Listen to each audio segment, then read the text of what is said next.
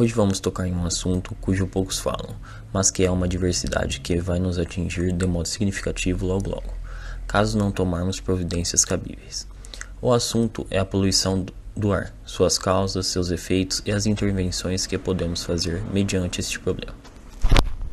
O poluente atmosférico pode ser definido como toda e qualquer forma de matéria ou energia com intensidade e em quantidade em desacordo com os níveis estabelecidos em legislação e que tornem ou possam tornar o ar impróprio, nocivo ou ofensivo à saúde. Porém, além dessa definição geral, os poluentes podem ser subdivididos em outras duas categorias. Estas são os poluentes primários, que são aqueles que são liberados diretamente das fontes de emissão, como por exemplo o monóxido de carbono.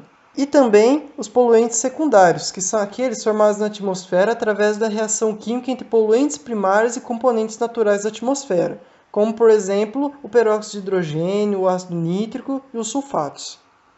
Os efeitos da poluição atmosférica são numerosos e diversos, tendendo dos toxicológicos até aos econômicos. Nos seres humanos, os poluentes eles afetam as vias respiratórias, os pulmões e o trato respiratório de uma maneira geral. Nas plantas, eles acabam por interferir no seu esquema de fotossíntese. Porém, além destes danos, os poluentes também podem causar efeitos no tempo atmosférico, como a redução da visibilidade, a descoloração da atmosfera e o aumento da formação de neblina e precipitação. Além também de contribuir para a degradação da camada de ozônio e o agravamento do efeito estufa. Agora, a partir disso, iremos colocar a seguir alguns exemplos sobre como a poluição está agindo e afetando a sociedade, e quais são os seus principais agentes com dados levantados de várias pesquisas e reportagens. São Paulo perde 4.655 vidas por ano, por causa da poluição do ar, que acarreta de doenças cardiorrespiratórias a câncer do pulmão. O número é 3 vezes maior do que as mortes causadas por acidentes de trânsito, no mesmo período. No estado paulista, as mortes por poluição chegam a 15 mil. O excesso de veículos, que causa enormes congestionamentos, agrava o problema em 95%, e é provocada pelos veículos movidos a combustíveis fósseis. Os veículos como automóveis, ônibus, motos, caminhões, etc., são considerados os principais agentes poluentes do ar, porque eles liberam um gás incolor e inodoro, extremamente tóxico, conhecido como monóxido de carbono. Esse gás tem a capacidade de se ligar à hemoglobina, formando um composto chamado carboximoglobina, que impede o transporte de oxigênio pelas hemácias, dificultando a oxigenação dos tecidos, levando à perda de consciência até a morte. Os automóveis também são responsáveis por liberarem partículas que ficam suspensas no ar, produzindo principalmente pelo desgaste de pneus e freios. A queima de óleo diesel por alguns automóveis e de carvão mineral por indústrias produzem dióxido de enxofre e dióxido de nitrogênio. Esses dois gases reagem com o vapor de água encontrado na atmosfera, formando ácido sulfúrico e ácido nítrico, que se dissolvem na água das nuvens e caem na terra e na forma de chuva ácida. Exposição prolongada a poluentes emitidos, sobretudo por veículos automotores, está associada ao aumento de hospitalizações por morbidades cardiorrespiratórias e pode afetar negativamente o desenvolvimento cognitivo de crianças. Essa situação se agrava no inverno devido ao aumento de inversões térmicas, que dificultam a dispersão de poluentes atmosféricos primários, provocando episódios agudos de poluição. Maior atenção é dada à poluição atmosférica em metrópoles e regiões industriais. Entretanto, vários estudos têm revelado as consequências para a saúde, mesmo em níveis de poluição abaixo dos limites permitidos pela legislação brasileira.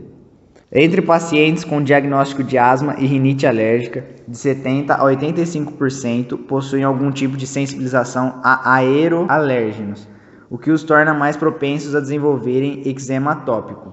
A prevalência da tríade atópica é maior em crianças e adolescentes, cujos sintomas se iniciam antes dos 6 anos de idade, sendo mais evidentes entre famílias carentes que vivem em área urbana, o que pode elevar os custos e implicações socioeconômicas. Essas são algumas soluções para a redução do impacto da poluição: diminuir o uso de combustíveis fósseis e aumentar o uso de biocombustíveis. Instalação de sistemas de controle de emissão de gases poluentes nas indústrias, ampliar a geração de energia através de fontes limpas e renováveis, como hidrelétricas, sistemas de energias eólicas e solares, Evitar ao máximo a geração de energia através de termoelétricas, que usam combustíveis fósseis. Também, sempre que possível, usar sistemas de transporte coletivo, como ônibus, metrô, trens ou bicicleta.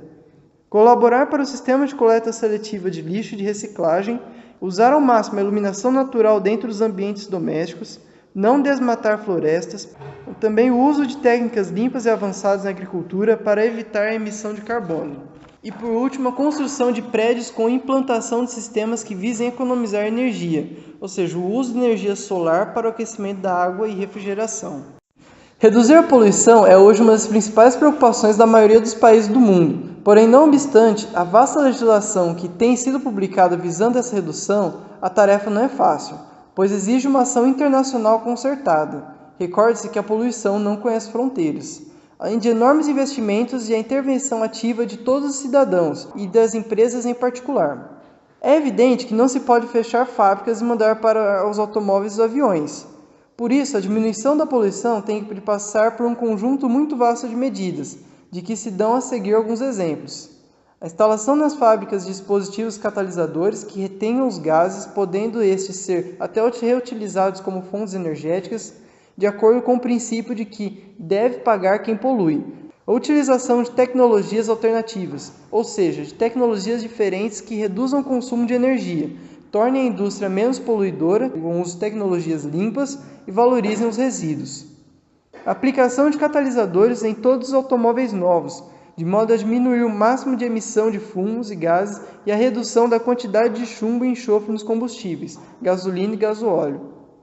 Pensa-se que essas medidas reduzirão entre 70% a 90% da poluição do ar provocada pelos veículos motorizados. Obrigatoriedade de inspeções periódicas a todos os tipos de veículos automóveis, no que respeita aos níveis de poluição atmosférica e sonora, especialmente sobre o nível de ruído dos tubos de escape, como já acontece em muitos países.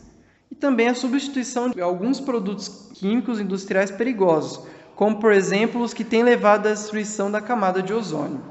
Sem dúvida que a aplicação de tais medidas, que não se esgotam aqui, contribuíram de modo decisivo para uma atmosfera mais limpa, mas a sua aplicação tem custos elevados, incomportáveis para muitas empresas.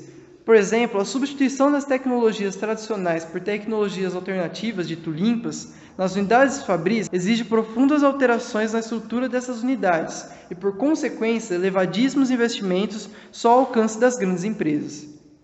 Mas as novas fábricas poderão adotar logo na fase da instalação as tecnologias alternativas, como aliás acontece com os automóveis, em que só os que saem agora das fábricas vêm equipados com sistema antipoluição, ou seja, com uso de catalisadores e adaptados ao consumo de gasolina verde, aquela que não possui chumbo. Também a substituição dos produtos químicos perigosos por outros de menor impacto ambiental exige aturadas e dispendiosas investigações, o que acarreta também custos elevados. E é exatamente por isso que têm surgido conflitos entre as instâncias governamentais e muitas empresas produtoras de uma vasta gama de produtos químicos destruidores da camada de ozônio. Porém, apesar disto, ainda é possível observar mudanças acontecendo e medidas sendo aplicadas aqui no Brasil. Imagens comparadas de 3 satélites indicam que, na última década, Curitiba foi a segunda metrópole do mundo que mais diminuiu a poluição atmosférica. O aumento da quantidade de veículos flex, a utilização de biocombustíveis no transporte coletivo e a fiscalização de potenciais poluentes como indústrias são apontados como aspectos que tiveram influência na qualidade do ar da cidade. O Brasil, assim, segue no sentido contrário ao da tendência mundial, que apontou aumento na quantidade de partículas, gases tóxicos e fumaças dos grandes centros urbanos.